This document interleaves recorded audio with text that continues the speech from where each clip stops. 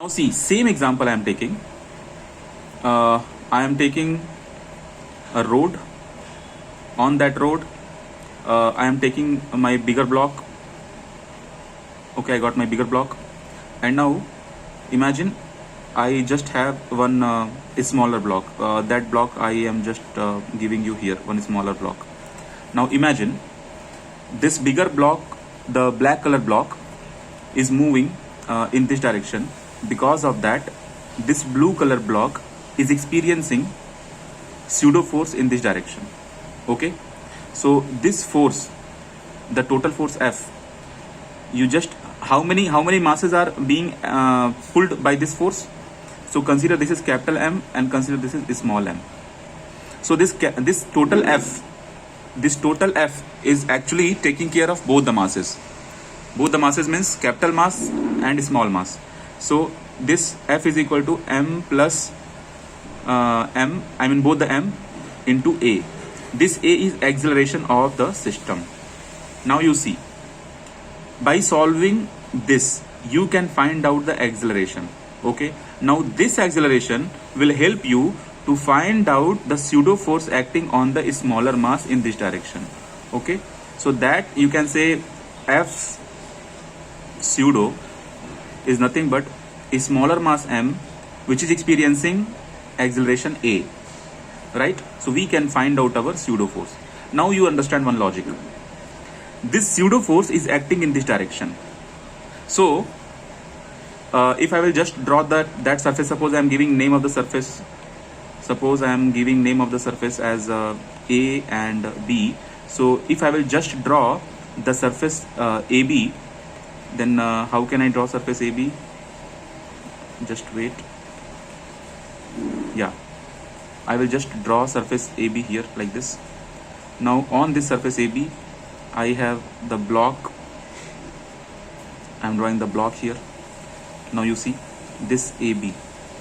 Now I am saying that pseudo force is pushing the block in this direction. So it is like FP. P means pseudo.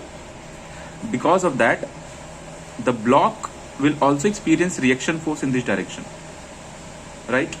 So because of the weight, this circular block will try to go down because of the weight. But to maintain this weight, but there will be a friction force acting upward. So you know that the friction force, if the friction force is exactly equal to the weight, then the body will be stationary. But if your friction force is less than W, then body will slip. So this is equilibrium and this is downward motion but downward. Okay, now you understand body will slip. Like you understand body is slipping because of the weight. Now you understand one logic. Your friction force cannot be more than your weight, because physically it's not possible.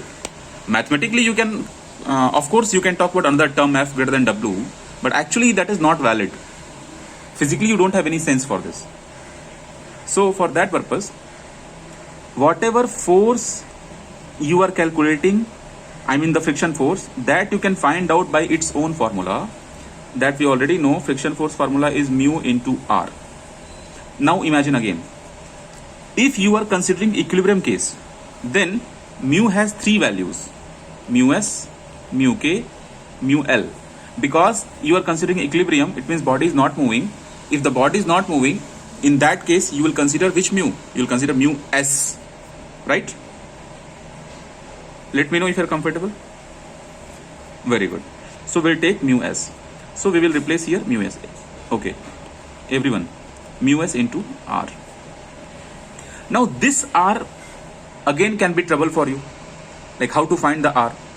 So that R is nothing but equal and opposite of pseudo force. You can see the diagram. So this R and this pseudo force, they are same. This pseudo force is nothing but it is having its own formula directly, Ma. So actually your friction force you can replace as mu into S, and R you can replace as pseudo force, and then mu into S, and pseudo force again you can replace as into m into A. So this is what the friction acting. Now we can compare with the given weight, and we can solve the remaining problem, whatever problem they will discuss. Clear? Okay. You can scribble the screen anywhere if you are uncomfortable. Okay. Now we will tackle some numericals.